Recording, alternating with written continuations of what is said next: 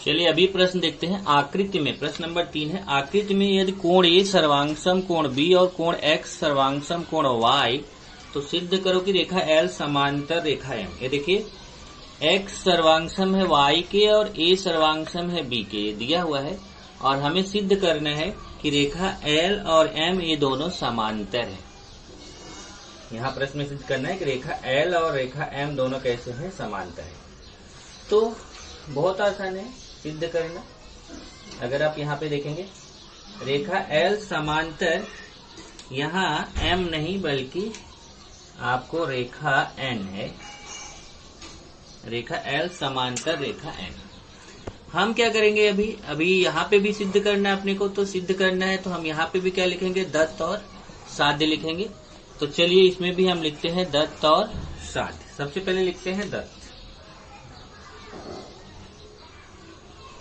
दत्त में देखिए क्या आएगा, दत्त में आएगा कि क्या बताया था आपको कि प्रश्न अगर है, प्रश्न में सिद्ध करो के पहले जितना होता है उसको दत्त बोलते हैं और सिद्ध करो के बाद जितना रहता है उसको साध्य बोलते हैं। तो सिद्ध करो के पहले ये देखिए ये दत्त हो जाएगा। क्या है, ये देखिए सिद्ध करो है ना, तो सिद्ध करो, इसके पहले की जितनी लाइन है वो दत्त है। तो आकृति में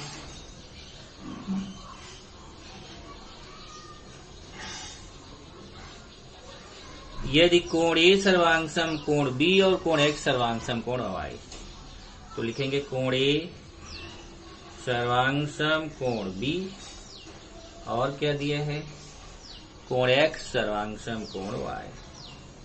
ये देखो ए हमारा हो गया दत्त। तो सिद्ध करो के पहले का पूरा प्रश्न लिख दीजिए, वो दत्त हो गया। उसके बाद हम लिखेंगे साध्य। साध्य के लिए आपको क्या बताया है मैंने कि जो सिद्ध करो लिखा है, सिद्ध करो की के बाद की जो लाइन है उसको क्या बोलते हैं, साध्य बोलते हैं। तो सिद्ध करो की इधर है, इसके बाद ये लाइन बच रही है, इसको साध्य बोलेंगे। सिद्ध करो के पहले की लाइन दत्त, सिद्ध करो के बाद की लाइन साध्य, इसको रट्टा मार जाइए। तो सिद्ध करो के बाद की लाइन साध्य हो जाएगी।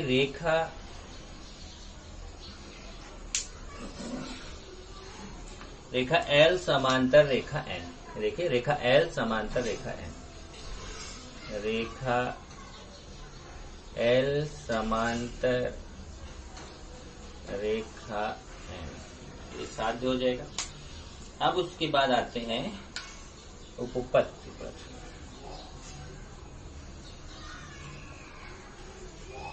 चलिए उपपत्ति की तरफ बढ़ते हैं। उपपत्ति में देखिए जो दिया गया है उसी का यूज करके हम साध्य को प्राप्त करेंगे। पहले देखते हैं कि क्या दिया गया है।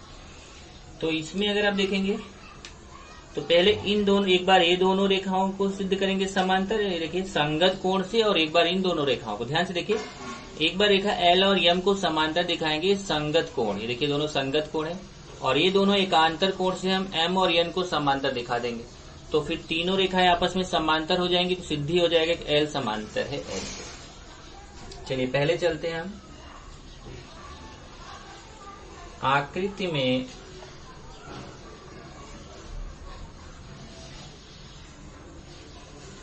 कोण ए सर्वांगसम कोण बी, ब्रैकेट में कहां से लिखेंगे, कहां से पता है हमें, दत्त से पता है।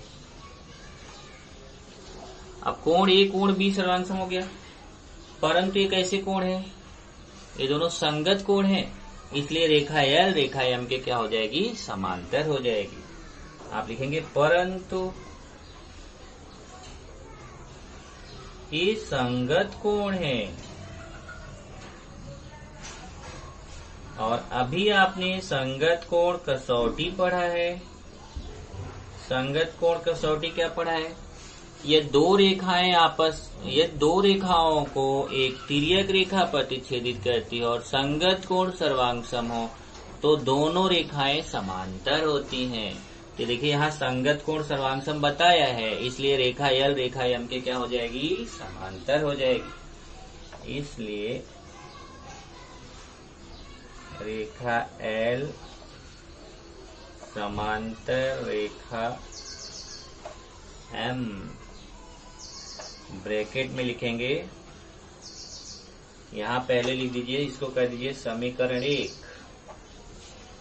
इसे समीकरण 1 और फिर ब्रैकेट में लिख दीजिए संगत कोण कसौटी, संगत कोण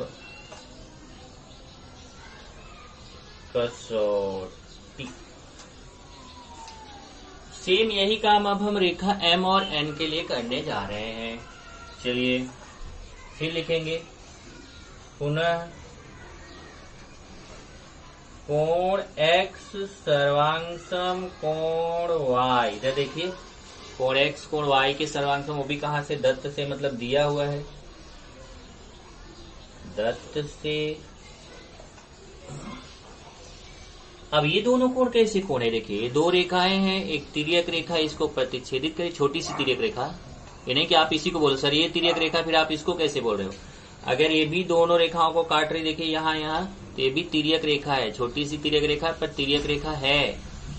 तो अब आप बोलो नहीं रेखा नहीं है क्योंकि तीर नहीं लगा हुआ, तो आप इसको रेख बोल सकते हो, पर रेखा बोलो तो चलेगा। रेखा बोलो, रेख बोलो, तो दोनों में से कोई भी बोल सकते हो, यहाँ रेख भी बोल सकते हो, ऐसा कोई फर्क नहीं है। तो आप बोलोगे कोण X सर्वांगसम है कोण Y के, पर एक ऐसी कोण है, देखिए एक तिर्यक रेखा के इस तरफ बन रहा है, दूसरा उस तरफ बन रहा है, एक क्रॉस में बन रहा है, तो दोनों कैसे कोण है, ये दोनों एकांतर कोण है, अंतः एकांतर कोण है। देखिए दो रेखा है, ये तिर्यक रेखा है, ऐसे क्रॉस में ये दोनों अंदर की तरफ कोण बन रहे हैं, तो दोनों कोण कैसे कोण है, अंतः एकांतर कोण है। आप लिखेंगे परंतु ये अंतः एकांतर कोण है।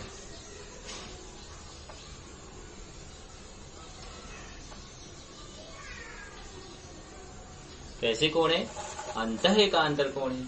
और जब अंतः एकांतर कोण सर्वांगसम हो जाते हैं, देखिए जब अंतः एकांतर कोण सर्वांगसम हो गए तो ये दोनों रेखाएं भी कैसी हो जाएंगी, समांतर हो जाएंगी, मतलब M N के क्या हो जाएगा, समांतर हो जाएगा। आप लिखेंगे इसलिए रेखा M समांतर रेखा N तो समीकरण 2 कर देना, यहां लिख देना एकांतर कोण कसौटी। एकांतर कोण कसौटी क्या बोलता है कि अगर एकांतर कोण आपस में सर्वांगसम है तो दोनों रेखाएं क्या होंगी, समांतर होंगी। अब देखिए ये संगत कोण सर्वांगसम हो गए तो L जो है M के समांतर हो गया समीकरण 1 से, और ये एकांतर कोण सर्वांगसम हो गए तो M जो है वो N के समांतर हो गया समीकरण 2 देख लीजिए। अब समीकरण 1 और 2 को ध्यान से देखो, रेखा L M के समांतर है और M N के समांतर है। ध्यान से देखना, रेखा L किसके समांतर है, रेखा M के, और यही रेखा M किसके समांतर है, रेखा N के। इसका मतलब तीनों मिक्स करके अगर मैं बोलूं तो यहां लिख सकता हूं समीकरण 1 तथा 2 से क्या लिख सकते हैं, रेखा L समांतर रेखा M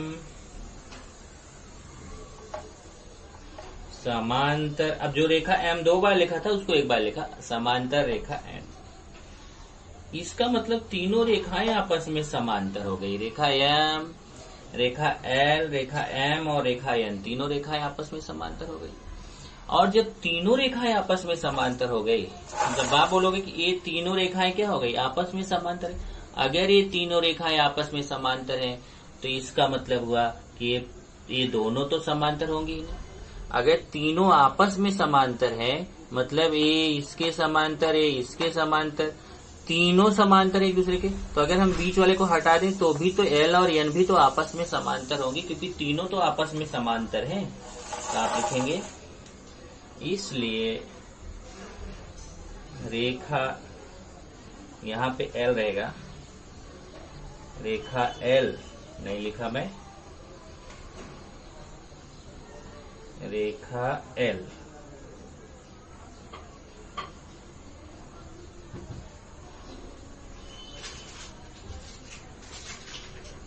रेखा L समांतर रेखा M समांतर रेखा N। तो ये बीच वाले को छोड़ दो, केवल हमको क्या सिद्ध करना, हमें तो केवल पहला और तीसरा सिद्ध करना है कि पहला जो है तीसरे के समांतर। जब तीनों आपस में समांतर हो ही गई तो पहला तो तीसरे के हो ही गया, तो आपका हो गया। इसलिए रेखा L समांतर रेखा N, और आप यहाँ पे नीचे लिख देंगे यही हमें सिद्ध करना था, यही सिद्ध करना था। इस तरीके से आपने इसका 3 प्रश्न कर लिया है। अभी 3 प्रश्न और बच रहे हैं, चौथा, पांचवा और छठवां। ये 3 प्रश्न हम लोग अगले वाला जो अगला लेक्चर होगा उसमें बाकी हम लोग चौथा, पांचवा और छठवां क्वेश्चन, ये 3 प्रश्न हम लोग करेंगे। तो ये जो 3 जो प्रश्न है, इसकी जो कसौटियां हैं जो हमने आपको लिखने के लिए दिया है, कसौटियां और याद रखिए कि पॉइंट, वो सब पूरा अच्छे से याद करिए जिससे आप इसको आसानी से लिख सकिए, और इसकी प्रैक्टिस भी करिए क्योंकि अगले टेस्ट में आने वाले हैं ये सब।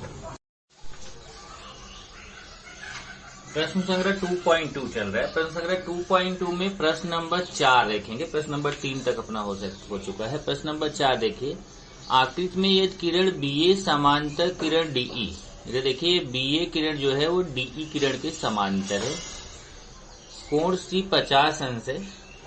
ये देखिए कोण C यहाँ पे 50 अंश दिया हुआ है, कोण D 100 अंश, यहाँ पे कोण D दिया है 100 अंश। तो कोण ABC का माप निकालना है। देखिए ए वाले कोण का हमें माप निकालना है, कोण ABC मतलब ए वाले कोण का हमें माप निकालना है। तो कैसे निकालेंगे, तो मैं पहले आपको पूरा बता देता हूं। देखिए कैसे निकालेंगे। इधर देखिए, आपको सबसे पहले तो एक रचना यहाँ पे करनी पड़ेगी, एक अपने आप से एक रेखा खींचनी पड़ेगी।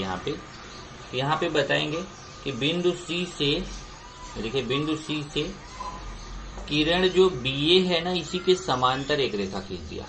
ये जो BA किरण है इसी के समांतर एक रेखा खींच दिया, इसको नाम रख दिया XY, और वो C से जाना चाहिए। यहाँ पे बता दिया बिंदु C से, देखिए बिंदु C से, हल में बिंदु C से किरण BA के समांतर एक रेखा खींच दिया XY। समांतर रेखा आप जानते हैं, ये BA है, ये XY, ये दोनों समांतर है। समांतर रेखा का मतलब उनके बीच की दूरी समान। अब यहाँ पे देखिए हमें ये कोण निकालना है, तो कैसे निकालेंगे। पहले हम बताएंगे कि BA और DE ये दोनों तो पहले से ही समांतर है। प्रश्न में ही दिया है कि BA जो है वो DE के समांतर है, तो BA समांतर DE प्रश्न में दिया हुआ है। और अभी हमने BA समांतर XY हमने खींचा। यहाँ देखिए BA समांतर XY, BA समांतर XY हमने खींचा है, और BA समांतर DE ये प्रश्न में दिया हुआ है। मतलब BA जो है वो DE के समांतर था ही, BA जो है वो XY के भी समांतर है। इसका मतलब ये तीनों आपस में समांतर हो जाएंगे। BA समांतर XY समांतर DE, मतलब BA XY और DE तीनों आपस में क्या हो जाएंगी, समांतर हो जाएंगी। जब तीनों आपस में समांतर हो गए तब हम यहाँ पे अपना जो समांतर रेखा के जो प्रमेय, जो अपने समांतर रेखा के कोण है वो यूज कर सकते हैं। कौन कौन से, संगत कोण है, एकांतर कोण है, अंतः कोण है। अब देखिए यहाँ पे ध्यान से, ये दोनों DE और XY ये दोनों समांतर रेखाएं हैं, और ये DC तिर्यक रेखा है। DE समांतर XY तथा DC तिर्यक रेखा है। इधर देखिए DE समांतर है XY के, ये दोनों समांतर हैं, और ये DC कैसी है, तिर्यक रेखा है। तो अगर आप देखिए तो तिर्यक रेखा के, ये तिर्यक रेखा के अंदर की तरफ ये दो कोण बन रहे हैं, एक ये वाला कोण और एक ये वाला कोण। इस कोण को कुछ नाम दे देते हैं हम लोग।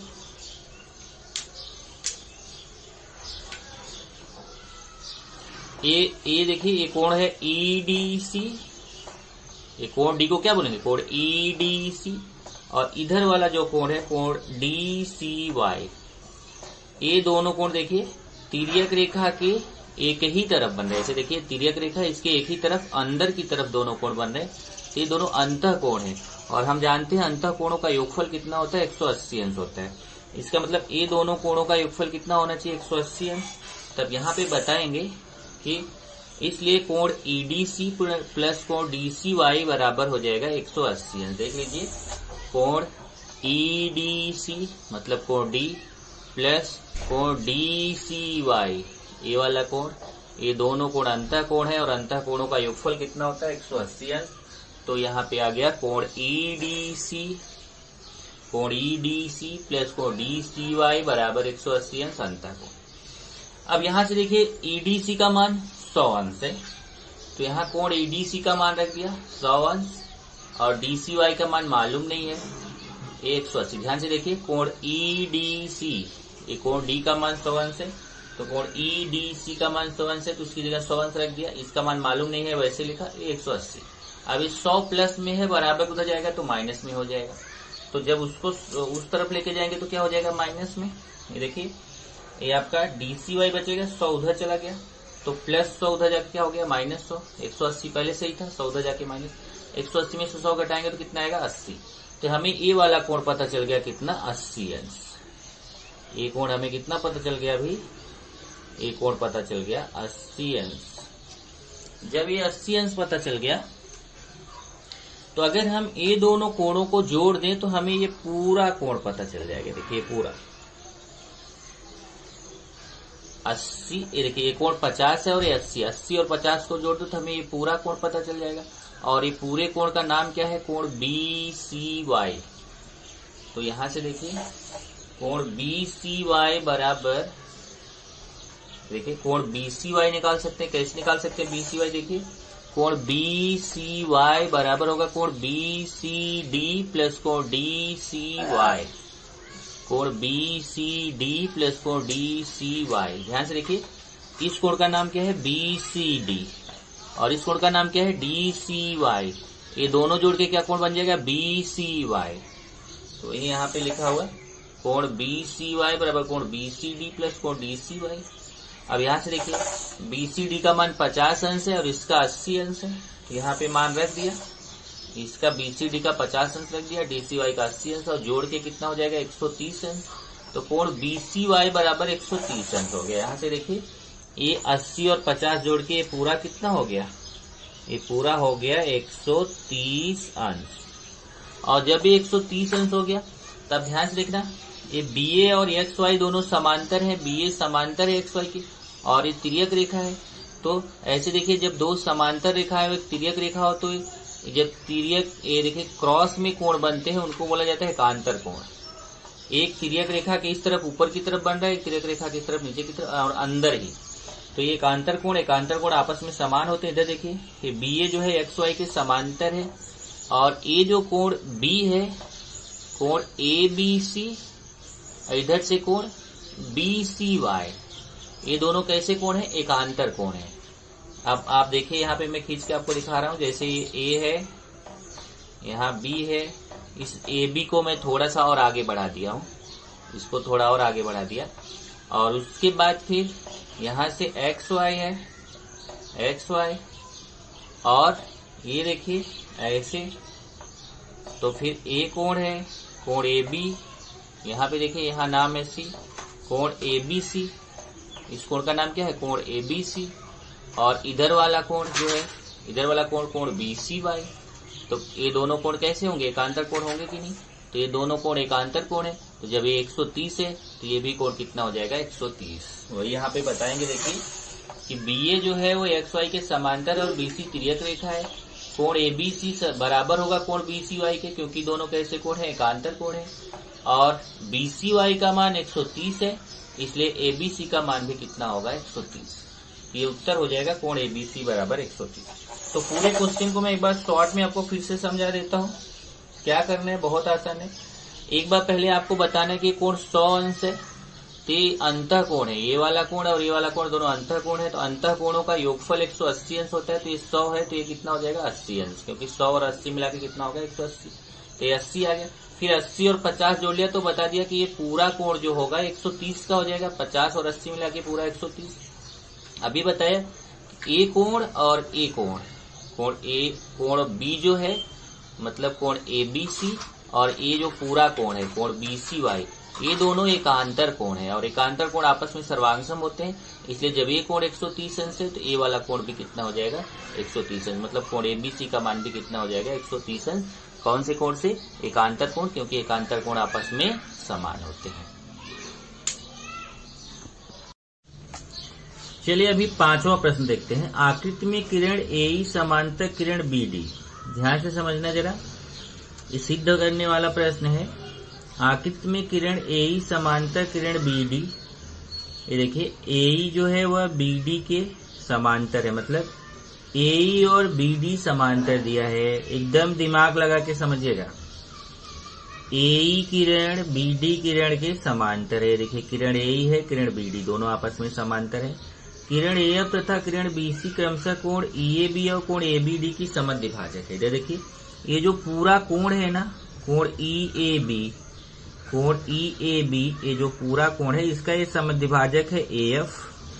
इधर जो कोण एबीडी है, ये कोण एबीडी जो ये पूरा कोण है इसका समद्वि भाजक है बीसी। ये कोण समद्वि भाजक एएफ कोण के दो समान भाग कर रहा है और ये कोण समद्वि भाजक बीसी इस कोण के दो समान भाग कर रहा है। तो हमें सिद्ध करना है कि ये जो एएफ और बीसी है ये भी आपस में समांतर है। सिद्ध करना है कि एएफ और बीसी दोनों आपस में कैसे हैं? एएफ और बीसी दोनों कैसे हैं? समांतर। उपपत्ति किया है, दत्त और साध्य नहीं लिखा है। दत्त और साध्य आप लिख लेना जरा। कैसे लिखोगे मैं आपको बता देता हूँ। देखिए आकृति में, देखिए सिद्ध कीजिए कि पहले आकृति में किरण ए समांतर किरण बीडी किरण एएफ तथा किरण बीसी क्रमशः कोण ईएबी तथा कोण एबीडी की समद्विभाजक है। यहाँ तक दत्त लिख लेना और फिर साध्य में लिखना कि रेखा ईएफ समांतर रेखा बीसी। चलो साध्य में लिख दे रहा हूं, दत्त आप लिख लेना। साध्य में क्या लिखना है? आप बोलोगे सर छोटा वाला आप लिख लिए, बड़ा वाला मुझे दे दिए। भाई मेरे पास जगह नहीं है। हाँ, रेखा एएफ समांतर रेखा बीसी, ये हो गया साध्य। और दत्त इतना पूरा आप लिख लेना। चलो ये मैं यहाँ दत्त के लिए आपको दे देता हूँ कि दत्त आप लिख लेंगे। चलो शॉर्ट में मैं दत्त लिख देता हूँ। ए समांतर बीडी है ना, कोण ईएबी तथा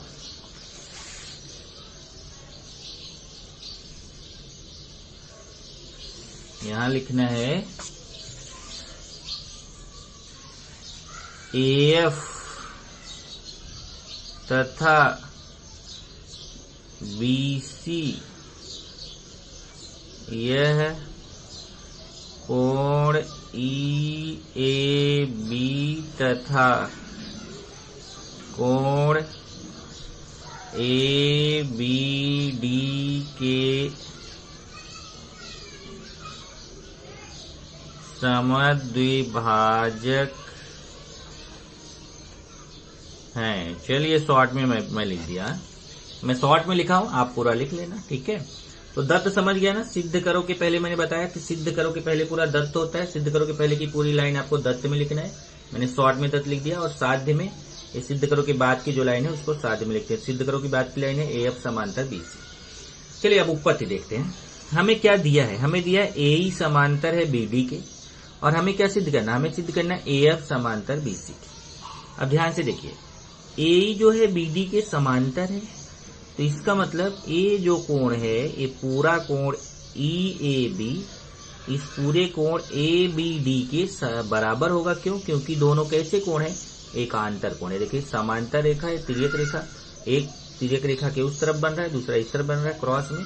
ये दोनों एकांतर कोण है। एकांतर कोण आपस में सर्वांगसम होते हैं, इसलिए एक कोण ईएबी सर्वांगसम हो जाएगा कोण ईबीडी के। देखिए यहाँ पे वही लिखा है, किरण ए समांतर बीडी के, ए बीडी के समांतर दिया है मतलब दत्त से, तथा रेखा एबी इनकी तिर्यक रेखा है, इसलिए कोण ईएबी सर्वांगसम होगा कोण एबीडी के। एकांतर कोण, ये दोनों एकांतर कोण हैं। अब जब ईएबी बराबर, अब सर्वांगसम हटा के बराबर लगा दिया, फिर क्या किया? दोनों पक्षों में 2 से भाग देने पर। अब देखिए यहाँ पे लिखा दोनों पक्षों में 1/2 से गुणा करने पर। तो आप चाहे तो ऐसा लिख सकते हैं दोनों पक्षों में 2 से भाग देने पर, तो चलेगा। इधर भी 1/2 का गुणा, इधर भी 1/2 का गुणा। ये देखिए ए बी के साथ भी 1/2 का गुणा, ए बी डी के साथ भी 1/2 का गुणा। क्यों 1/2 का गुणा किया? जिसकी हमें ये पूरे कोण का आधा कोण निकालना है, ये पूरे कोण का आधा कोण निकालना है। तो 1/2 से गुणा कर दिया, इसको समीकरण 1 कर दिया। अब देखिए यहां देखिए 1/2 से गुणा किया, इसको समीकरण 1। परंतु हम जानते हैं, यहां जरा ध्यान से देखना कि एएफ जो है उसने प्रश्न में बोला है कि एएफ कोण ईएबी का समद्विभाजक है। जो कोण ईएबी है इसका समद्विभाजक एएफ है। आप ध्यान से समझना, अगर इसका ये एएफ समद्विभाजक है तो ये 2 समान भाग करेगा इसका। या हम ऐसा बोल सकते हैं कि इसका ए वाला जो कोण है, कोण एफ ए बी, चाहे इधर वाला लो चाहे इधर वाला, दोनों जो कोण है आप अलग अलग, ये कोण इस पूरे कोण का आधा होगा। अगर मैं केवल इतने कोण की बात करूं तो ये केवल इतना वाला कोण जो है ये इस पूरे कोण का क्या होगा? आधा होगा। मतलब क्या बोल सकते हैं? कोण एफ ए बी बराबर होगा कोण ई ए बी का आधा। इधर देखिए, कोण एफ ए बी बराबर ई ए बी का आधा। आधा जो लिखा जाता है 1/2, 1/2 मतलब आधा। क्यों? कारण बता दिया, क्योंकि एएफ कोण ई ए बी की समद्विभाजक है। तो ध्यान से देखिए, अगर ये समद्विभाजक है तो ये जो होगा ना, ये कोण इस पूरे कोण का आधा होगा। आधा मतलब 1/2, मतलब कोण एफ ए बी बराबर होगा कोण ई ए बी का आधा। आधा मतलब 1/2। कोण एफ ए बी बराबर 1/2 कोण ई ए बी। ऐसे यहाँ आइए जरा, यहाँ पे भी देखिए, ये बीसी भी इस पूरे कोण का समद्विभाजक है, इसके 2 समान भाग करेगा। तो मैं इसमें बोल सकता हूँ ये जो कोण है, ये कोण, ये केवल इतना कोण सीबीए, या इसको एबीसी भी बोल सकते हैं। कोण एबीसी जो होगा, केवल ये सीबीए मतलब केवल इतना कोण जो होगा इस पूरे कोण का आधा होगा। तो कोण सीबीए या फिर कोण एबीसी जो होगा, कोण एबीसी केवल इतना कोण जो होगा इस पूरे कोण एबीडी का क्या होगा? आधा। मतलब कोण एबीसी बराबर एबीडी का आधा। आधा मतलब 1/2। क्यों? क्योंकि किरण बीसी कोण एबीडी की समद्विभाजक। अब समीकरण 1, 2, 3 से देखिए, समीकरण 1 था, समीकरण 2 है, समीकरण 3 से ध्यान से देखिए। हाफ कोण ईएबी, मतलब ये जो ऐसा बोल सकते हैं, इस समीकरण 2 और 3 का मान समीकरण 1 में रखने पर, ये जो समीकरण 2 और 3 का मान कहाँ पे रख देंगे? 1 में। इधर देखिए 1/2 कोण ईएबी है, उसकी जगह पे यहाँ देखिए 1/2 कोण ईएबी बराबर है 1/2 कोण एबीडी। मतलब ये दोनों आपस में समान है। यहाँ देखिए समीकरण 1 से ईएबी का आधा एबीडी का आधा दोनों आपस में बराबर है। ईएबी का आधा एबीडी का आधा दोनों आपस में बराबर है। मतलब ये दायां पक्ष दोनों समीकरणों का बराबर है। तो जब दायां पक्ष बराबर है तो बायां भी बराबर हो जाएगा। मतलब कोण एफ ए बी बराबर हो जाएगा कोण एबीसी के। कोण एफ ए बी किसके बराबर होगा? कोण एबीसी के। यहाँ देखिए कोण एफ ए बी एबीसी के। समझ लीजिए ध्यान से। अगर ऐसे न समझ में आए तो ऐसे समझो कि कोण ई ए बी, यहाँ पे आप चाहे तो एक काम करो, यहाँ समीकरण 1 से लिख दो। पहले समीकरण 1 यहाँ उतार दो। समझ लो मैंने ये समीकरण 1 यहाँ लिख दिया। फिर यहाँ 1/2 कोण ई ए बी की जगह, इसकी जगह पे मैं एफ ए बी लिख सकता हूँ क्योंकि ये दोनों आपस में समान है। तो 1/2 कोण ई ए बी की जगह एफ ए बी लिख देंगे, इसकी जगह एफ ए बी। ये देखिए एफ ए बी बराबर, और 1/2 कोण एबीडी किसके बराबर? 1/2 कोण एबीडी एबीसी के बराबर है। तो 1/2 कोण एबीडी को हटा के वहां एबीसी लिख सकते हैं। यहाँ एबीसी लिख दिया। ये देखिए एबीसी। तो इसकी जगह पे एफएबी लिख दिया और इसकी जगह पे एबीसी लिख दिया क्योंकि दोनों बराबर है। एफएबी एबीसी के बराबर आ गया। अब बराबर को हटा के सर्वांगसम लगा दिया क्योंकि बराबर और सर्वांगसम दोनों एक का एक ही मतलब है। तो कोण एफएबी सर्वांगसम कोण एबीसी। अब देखिए ये सिद्ध हो गया कि ए वाला कोण इस वाले कोण के बराबर हो गया। मतलब कोण एफ ए बी सर्वांगसम हो गया कोण ए बी सी के या फिर सी बी ए के। मतलब ये आधा वाला कोण इसके आधे वाले कोण के बराबर हो गया। अब ध्यान से देखिए एफ ए और बी सी दो रेखाएं हैं और बी ए तिर्यक रेखा है। एकांतर कोण आपस में समान है। जब एकांतर कोण आपस में समान है तो ए एफ जो है वो बी सी के समांतर हो जाएगा। यहां से देखिए इसलिए एएफ समांतर हो जाएगा बीसी के। यहाँ लिख दिया समांतरता की एकांतर कोण कसौटी। समांतरता लिखने की जरूरत नहीं है, केवल आप लिख दो एकांतर कोण कसौटी। एकांतर कोण कसौटी आपने पढ़ा था कि अगर दो रेखाएं हो, एक तिर्यक रेखा हो और एकांतर कोण आपस में समान आ जाए तो फिर ये दोनों रेखाएं समांतर हो जाती हैं। तो ये एकांतर कोण समान हमने यहाँ पे सिद्ध कर दिया, इसलिए ये दोनों रेखाएं क्या हो जाएंगी, समांतर। सेम